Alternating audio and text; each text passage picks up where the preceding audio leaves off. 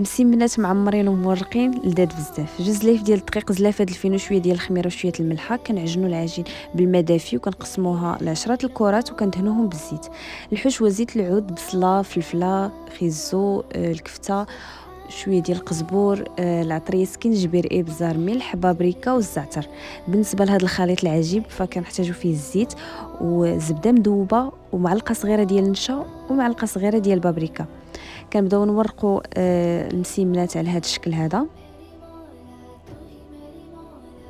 وهنا من بعد ما الحشوه بردات عاد كنبداو على هذه الطريقه هذه كيف كتشاهدوا في الفيديو.